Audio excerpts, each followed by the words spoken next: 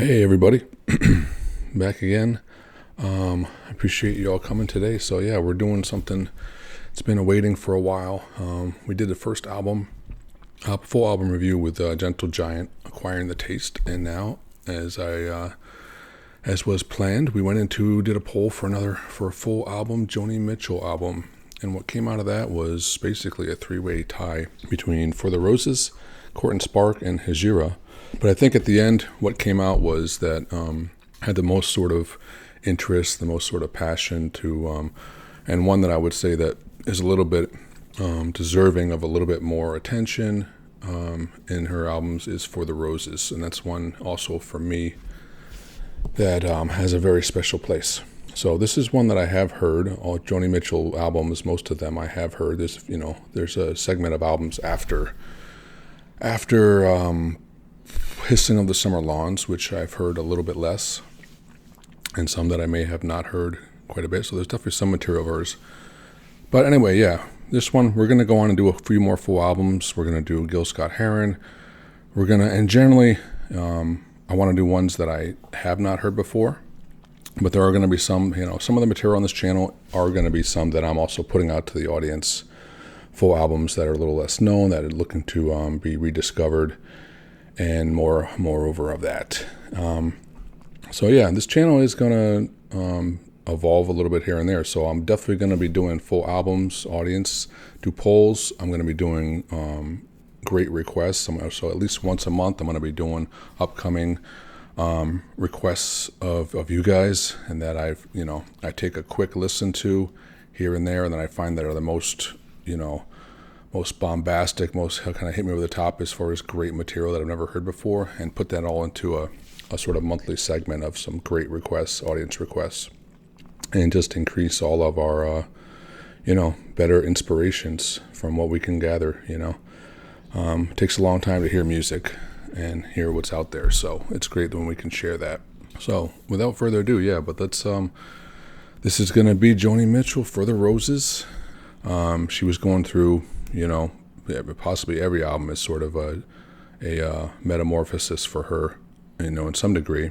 But this one definitely was one where she went off and had a cabin in British Columbia by herself, no kerosene heat, no electricity, and just sort of made this album through that ordeal and through the ordeal that she was having, either personally with relationships, with breakups, but also her constant fallout and sort of disappointment with the music industry and the audience as well, as far as, feeling the struggles of fame, the struggles of attention, and her just wanting to put music out there. So this album sort of revolves somewhat around those ordeals and those trouble that she had living through that and dealing with that. So she definitely had some dealings and some therapeutic measures through this album. But we'll get a little bit more into it. But again, we're going to enjoy this album because this one had a very profound effect on me.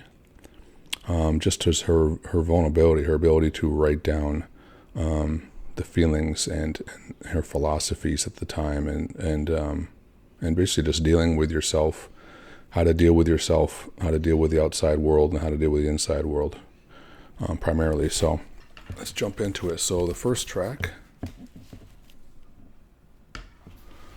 off her album, For the Roses. I said we'll talk more in between the songs, but for now, we're just going to get right into what she was doing. So the first track on the album is called Banquet, and let's do it.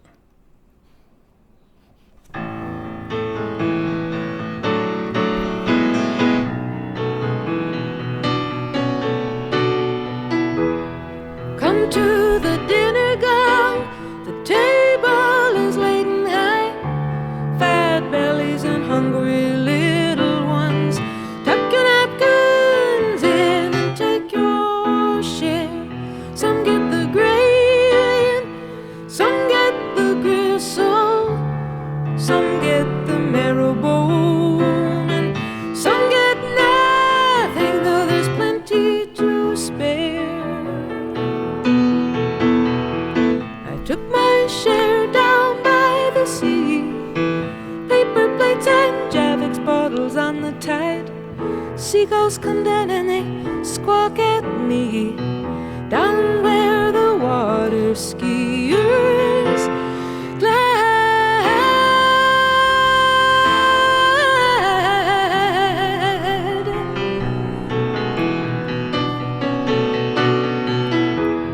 Some turn to Jesus and some turn to heroin.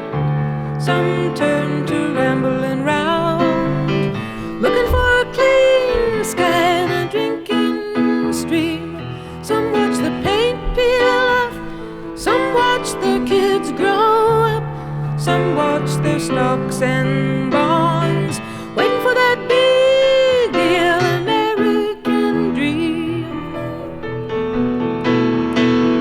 I took my dream down by the sea, Yankee yachts and lobster pots and sunshine and logs and sails and shell oil pails, dogs and tugs and summertime. Back in the banquet line, angry young people crying. Who let the greedy in? Who left the needy out? Who made the salty soup? Tell 'em we're very hungry now for a sweeter fare. In the cookie I read, some get the gravy and some get the gristle, some get the marrow bone, and some get nothing, though there's plenty to spare.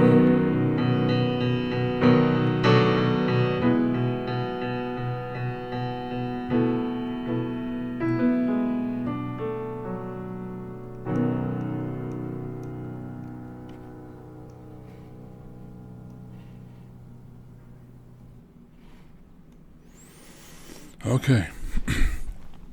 Leading off For the Roses with Banquet.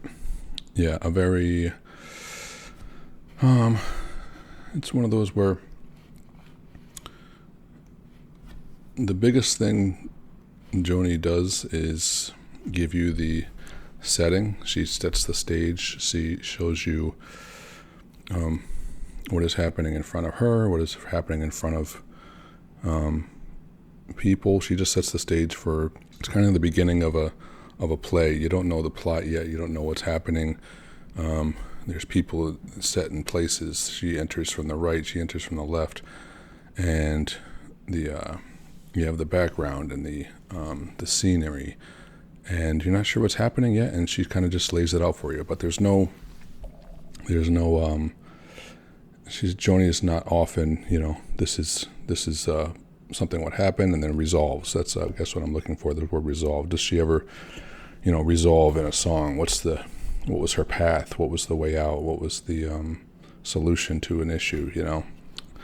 It's not, as in life, it's not always apparent what's in there, but just giving you the showing you a showcase of what's happening. So Banquet is very much, obviously to me, just reading along with the lyrics a little bit, just a very much a statement on the inequity of life, I would say, overall. And she lays it out in the imagery of a banquet where some people are, at the front of the line and have the pick of the litter. Everything's there. And then by the time some other ones get there, there's nothing left but the gristle, nothing left but the bones. And they're, waiting to eat and drink, get the drink of life. And then in another sense, she also talks about how people attain that when they're hungry. What do they get to substitute for the things of life that they need? What do they substitute? Where do they get their joy? Where do they get their sustenance from? From the sky, from the sunshine, from artificial methods, from heroin, and that probably lays out a little bit of a link tied to somebody that she had recently had a relationship with, and was coming out of that. So that's, where did she get that line? Probably comes straight from somebody that she knew directly. And, we'll go into that. But a lot of this album, from what I read, there was, was from her. She had a relationship. She had been playing with live. And I think there was two people initially, but I think one of them sort of stands out as James Taylor. But I also read that she was also in a relationship and was dealing with things with a relationship with Jackson Browne. So I don't know a ton. I don't follow up, on the ins and outs of the relationship and when it started and what happened. But with celebrity relationships, you can often see, there's definitely struggles and weights that people don't always have to deal with, but are extra in that scene, where they have more ties that bind, or less ties that bind, more ties to other things that bind, like heroin, perhaps. So yeah, as she says, some turn to Jesus, some turn to heroin, some turn to rambling, some turn to a clean sky and a drinking stream. Some watch the paint peel, some watch the kids grow, some watch their stocks and bonds, waiting for that big American dream. And before I even continue further, let me just give some of the players that we might hear on this. Now, this obviously was just Joni Mitchell and piano, but other people on this album, which will come up as we hear them, will be Tom Scott, which became a big part of her musical ensemble in this, and I believe upcoming albums. I believe he was part of the LA scene, LA players, LA musicians. Wilton Felder on bass will come up, Russ Kunkel on drums, Bobby Hall on percussion, Bobby Notkoff on strings, and then special guests on some upcoming songs, which I will say when they come up. So, yeah. But Banquet, this is the lead-off track. It gives very much... So yeah, I haven't heard this in a good while. I'd say a few years. So it is going to feel like when I hear it, I don't have the songs in my head like some other albums. But I'd say melody-wise, yeah, this one melody it sounds very much like a progression in her albums from Blue. But this one sounds not too far off, and since it's just her and a piano, it sounds very in line with some of her basic melody style and her chordal arrangements. One thing I was going to say on this album, I think with her albums, but specifically starting now and even getting further and further, are her tunings. So her guitar tunings are kind of all over the place. This one on piano, so we're not going to talk about the tunings. But on this album, there's a lot of piano songs, but a lot of the guitar songs, she uses a lot of different tunings. And I would say, upwards of all the tunings that she's used throughout her career. I mean, I would assume that, I haven't counted them, but they're in the, for sure, 50 plus, maybe even 60 plus, 70 plus different tunings for all of her songs that she uses. She uses tunings like paints for a paintbrush, whether she goes in blues or red. So it's kind of, to me, like her tunings are, as she is paraphrasing, she said that she finds a tuning based on, a sort of sonorous quality that feels like home for that song, or a particular chord progression that she uses, and she'll find a tuning that just seems to fit like a glove a little bit better than others. But that's something that definitely stands out for Joni Mitchell, I'm sure, at that time. Definitely at that time. She definitely experimented with guitar tunings, just incessant, like over the top, like as a rule. Find a tuning that works and pretty much never fall in the default setting. So it's always customizing her tunings, always customizing that sense of it for sure. But yeah, let's go into, like I said, this album is very much like a metamorphosis for her, musically, going through things, dealing with a lot of personal struggles and inward struggles. So let's talk about a little bit more, but yeah, it's beautiful. Let's go into the next one, which is Cold Blue Steel and Sweet Fire. And as I said, yeah, so on this one we have on electric guitar James Burton as a guest musician. So let's listen for that. I'm not sure if there's going to be more piano or guitar, but we'll see.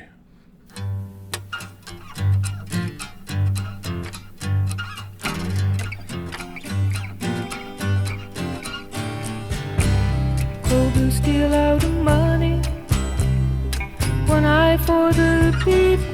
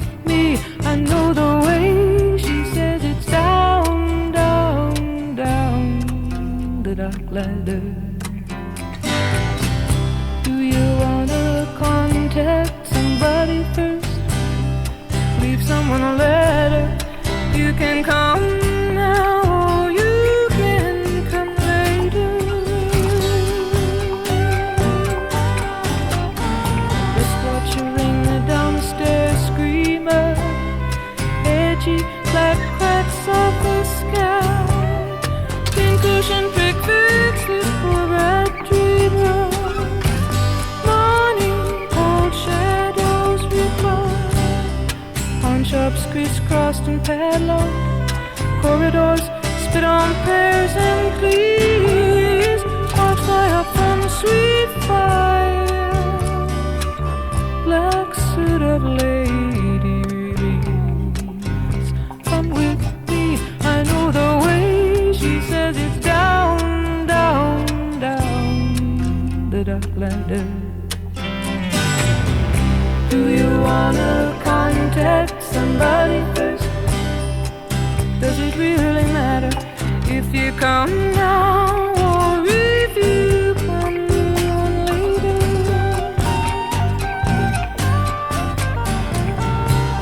Red water in the bathroom sink, deeper in the scum brown bowl.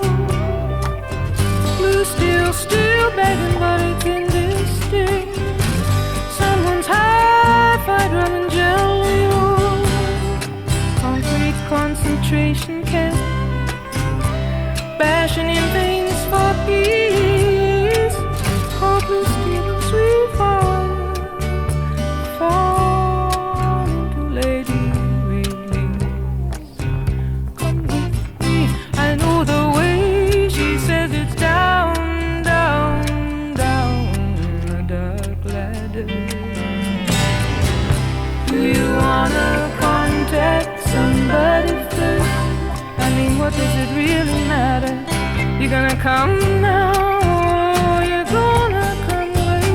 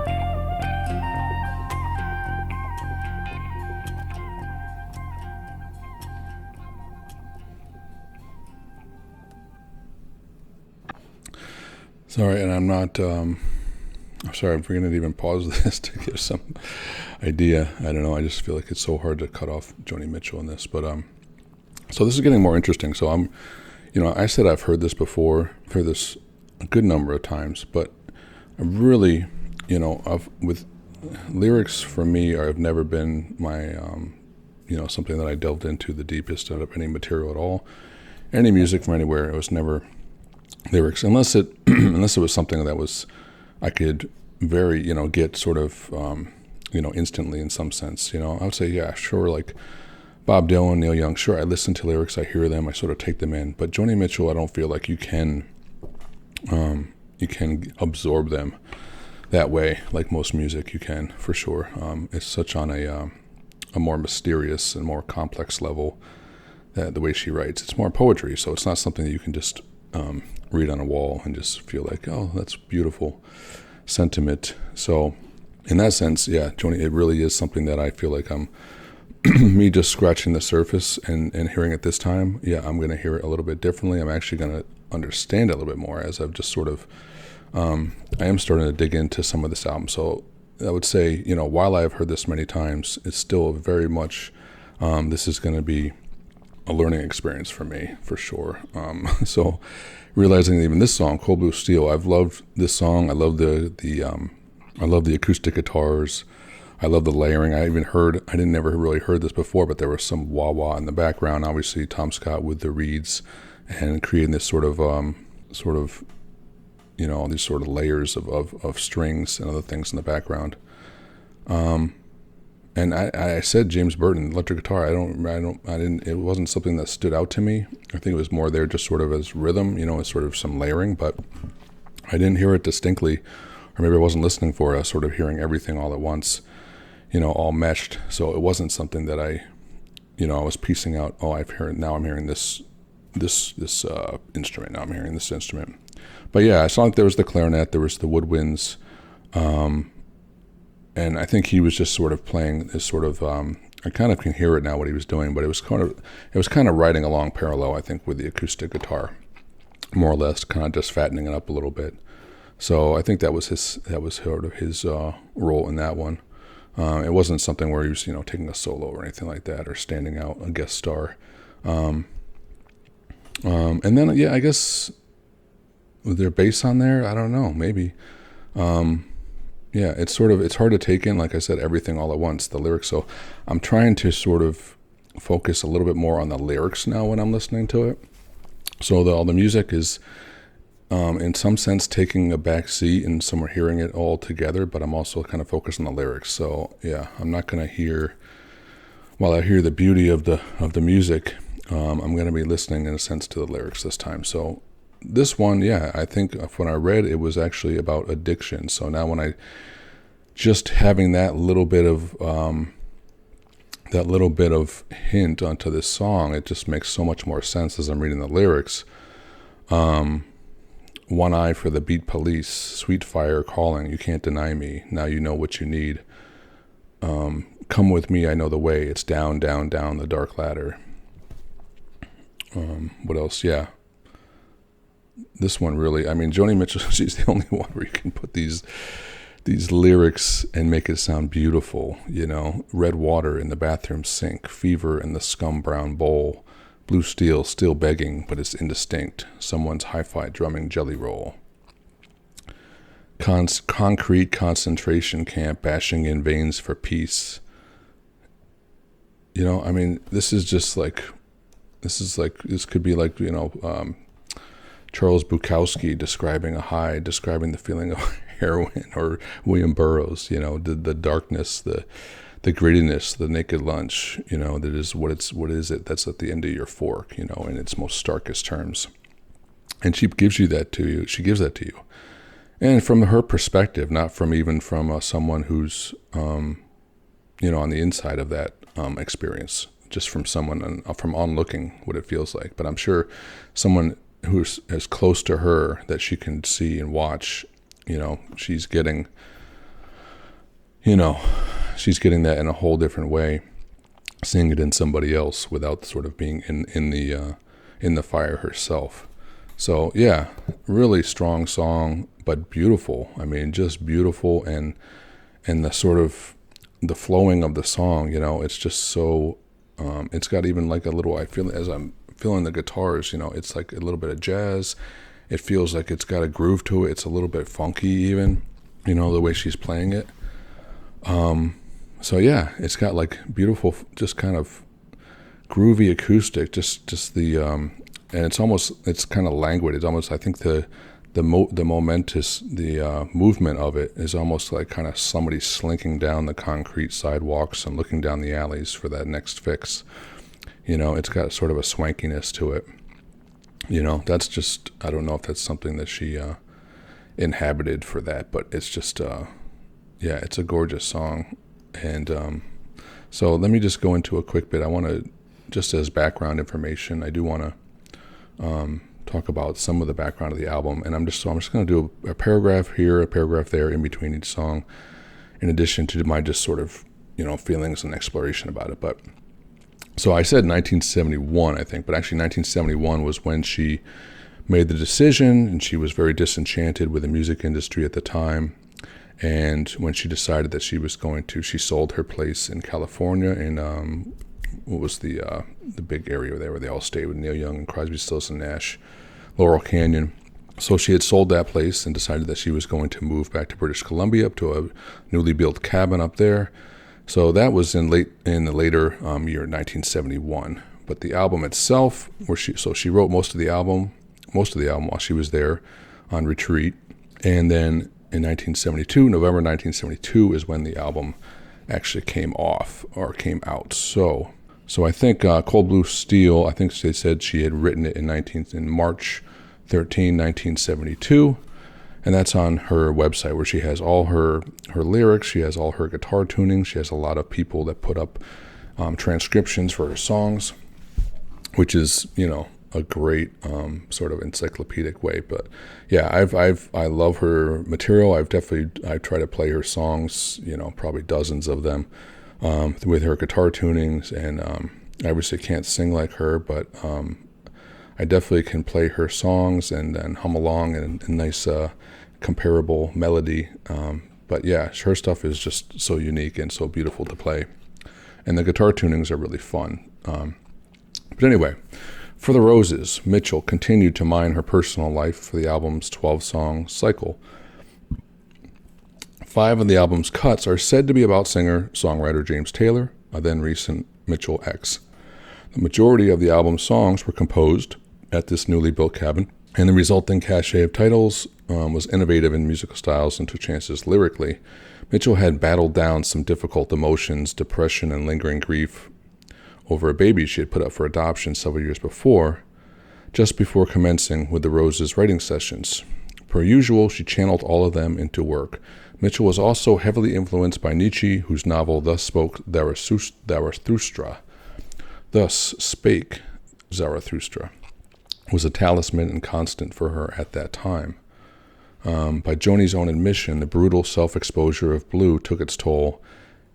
She declared it to be probably the purest emotional record that I will ever make in my life. That was Blue. That superlative holds still, but what sounds like a simple artistic judgment bears the faint suggestion of a shudder with a new to self-attached never again. So, in the latter half of 1971, Mitchell realized that her mental health was being compromised by a combination of factors: her deep autobiographical questing, the fallout from her breakups with James Taylor and Jackson Browne, and the voracious demands of what she felt was an exploitative industry and the public adulation that Blue delivered, to the point where she was canceling as many shows as she was playing. Even applause she found difficult. As she told a journalist, my animal sense was to run off stage. Many a night I would be out on stage, and the intimacy of the songs against the raucousness of this huge beast that is an audience felt very weird. I was not David to that Goliath. So, at the age of 28, she sold her Laurel Canyon home and retreated to a small stone house, just one room with a loft, like a monastery, that she was building on a 40-acre property. It was there, in a period of unsettling, that she wrote most of her 5th album and her first for Asylum Records for the Roses. What she said, she lived in the kerosene, stayed without electricity for about a year, and I was going down, and with that came a tremendous sense of knowing nothing. Western psychology might call it a nervous breakdown. In certain cultures, they call it a shamanic conversion.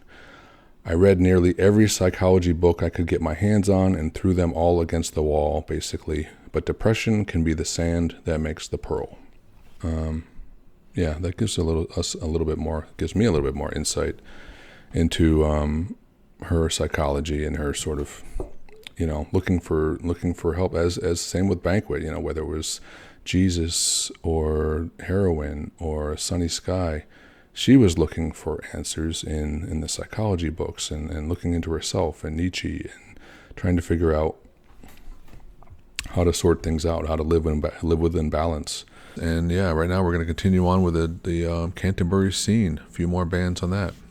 Yeah, Keith Tippett, Just Us, Elton Dean, also Centipede. Yeah, I don't know. Moving Gelatin Plates we're going to jump into. Matching Mole, Quiet Sun, Con, Hatfield, Isotope. Yeah, we're going into the mid-70s, into the early 70s, into the mid-70s of the Canterbury scene. So, yeah, hope you enjoy that. And again, take care, guys. Thanks for enjoying this. Hope you enjoyed it. And let me know any of your feelings when this album set for you, what it means to you, and where you'd like to go next with a full album. Any recommendations? We'll filter it down into the next album list, and always single recommendations monthly. I'm gonna put those out. That's coming up soon too. All the best stuff that you guys have given me, and I appreciate it so much. It's really kind of turning over a new leaf into sort of exploring music, and it's great to hear some choices of you guys and just feel like it's a revolution in that sense. So, a revelation, I should say. But again, take care, guys. We'll see you on the next one. Have a great day. Bye-bye.